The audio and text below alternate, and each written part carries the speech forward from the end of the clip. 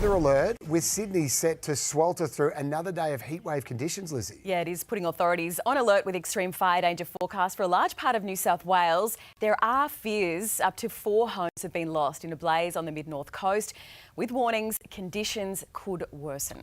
Yeah, live now to Today reporter Sarah Stewart at the reopened Penrith Beach. Sarah, how hot is it going to get where you are today?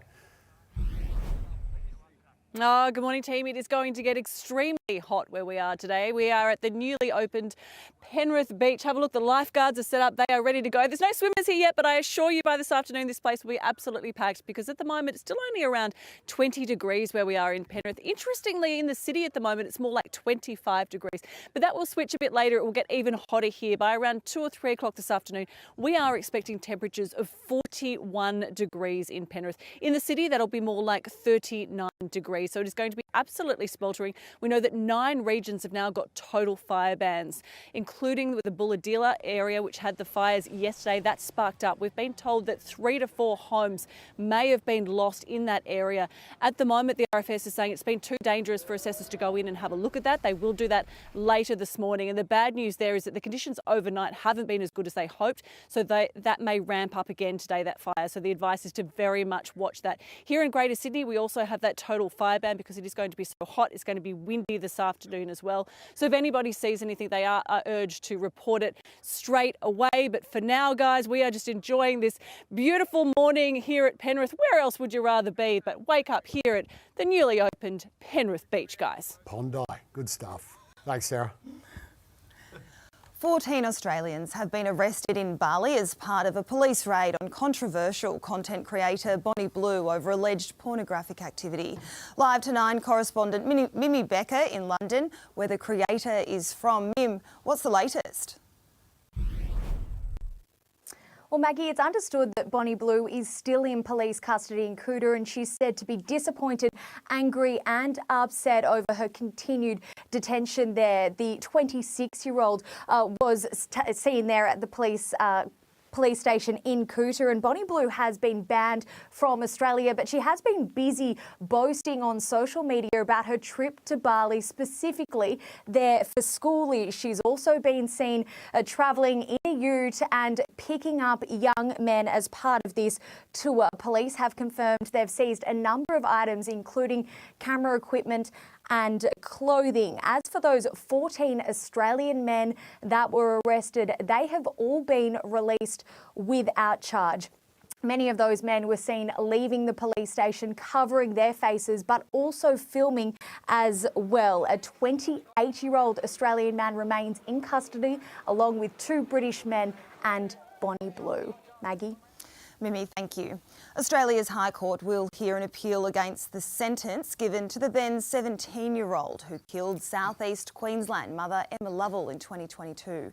The teen killer was initially jailed for 14 years but had his non-parole period reduced by about 18 months on appeal in August. The state's Attorney General saying she was determined to pursue all available legal options to seek justice for the Lovell family. A major update in the search for accused police killer Desi Freeman, with Victoria Police shifting focus on finding his body. Freeman has not been seen since the fatal shooting of 2 police officers in August.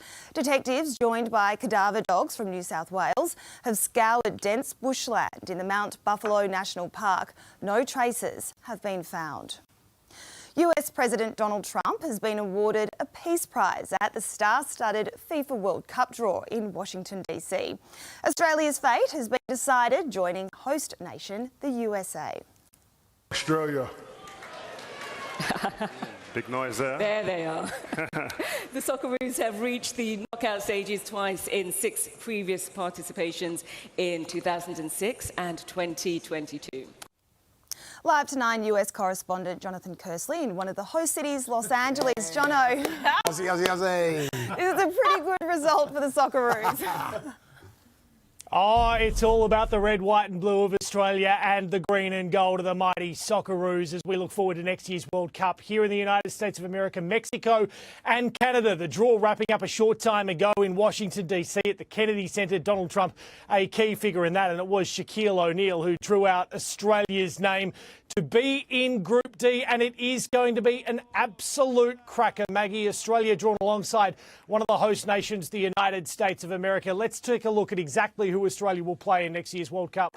The United States, Paraguay, and then one of Turkey, Romania, Slovakia or Kosovo. That first game will take place against one of those European nations in Canada. About a week later, it will be the United States of America in Seattle. And then rounding out the group stages, it will be Paraguay at the home of the San Francisco 49ers at Levi's Stadium in Santa Clara, which is going to be an extraordinary time for Australia. Now, looking at Australia and the United States of America, well, the Socceroos played against the USA, ranked 14th in the world, back in October in Colorado. It was the American side that eventually came back to win 2-1 in that game. But Australia will be looking to succeed its best effort so far in a World Cup in 06 and 2022, getting to the knockout stages. But this is a far more expanded tournament this time around, Maggie. There are 48 teams across 12 groups. It is going to be watched by tens of millions, probably hundreds of millions around the world.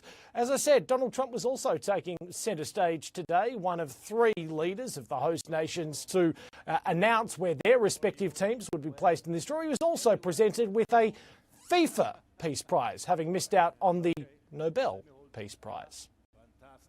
Thank you very much. This is truly one of the great honors of my life. Great First Lady, Melania, you're right here, and thank you very much. I think you're going to have an event the likes of which maybe the world has never seen.